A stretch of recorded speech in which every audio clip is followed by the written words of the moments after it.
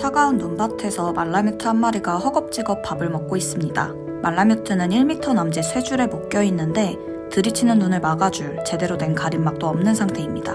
이 아이는 지난 2년 동안 사람의 발길이 닿지 않는 양평의 한 시골 폐가에 버려져 있었습니다. 그 긴 시간 동안 제대로 움직이지도 못했을 텐데 말라뮤트는 혼자 어떻게 견딜 수 있었던 걸까요?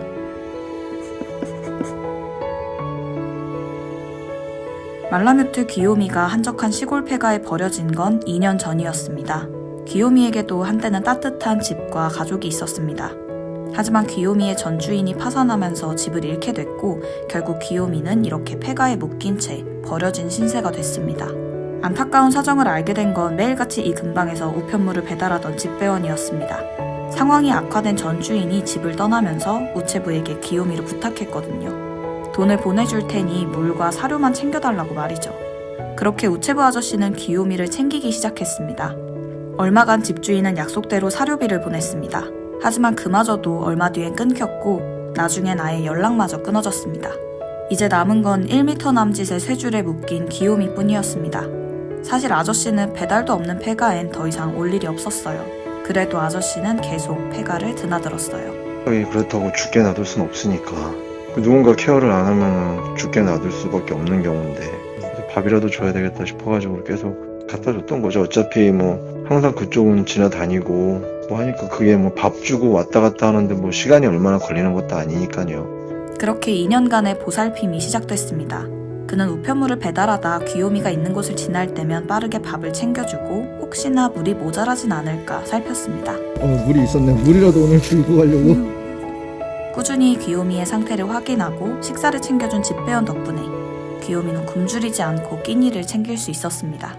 귀요미의 사연이 알려지면서 최근에는 구조작업도 진행됐습니다. 구조팀이 귀요미를 찾아간 그날도 아저씨는 짬을 내 귀요미를 보러 왔죠. 바빠가지고. 지금 바쁘시고. 많이 바빠요 지금. 그래서 얼른 밥만 주고 빨리 가려고. 네. 그러셨구나. 아무래도 오늘 밥이 없어가지고 어떡하나 했었는데. 아저씨는 귀요미 옆에 모여든 구조자들을 보고 정말 감사했답니다. 그러면 감사하죠. 그렇게 도와주신다면. 안 그래도 계속 항상 보면서 걱정을 많이 했는데 진짜 여건만 되면 저도 상황이 이제 여건이 키울 수 있는 곳이 있고 여건만 되면 내가 키우고 싶었는데 그게 안 되니까 참 그렇더라고요. 구조 당일 귀요미는 입질이나 으르렁 소리 한 번 없이 엉망으로 엉킨 털을 4시간 넘는 시간 동안 깔끔하게 밀어냈어요. 애견 미용사가 이렇게 말했습니다. 그 우체부 분이 정말 잘 먹여주셨는지 몸매도 굉장히 좋고 은근히 근육도 되게 다부지고 모두 아저씨가 귀요미에게 2년간 쏟은 노력과 애정 덕분입니다. 오랜 시간 바깥에서 살아왔던 귀요미는 심장사상충 2기에 감염된 상태입니다. 다행히 기적처럼 여러 사람의 마음이 모여 후원금이 금방 마련됐고 지금은 임시보호처인 행동전문가 집에서 치료약도 먹고 배변교육도 받으면서 하루하루 새 삶에 적응하고 있습니다. 그동안 고생하셨다는 말을 건네자 아저씨는 이렇게 말했습니다. 밥 갖다 주는 거야 그렇게 힘든 일도 아닌데 그런 거는 고생이라고 생각은 안 해요. 아저씨는 아니라지만 온종일 시간에 쫓기면서 2년 동안 귀요미를 챙기는 게 쉬웠을 리가 없습니다.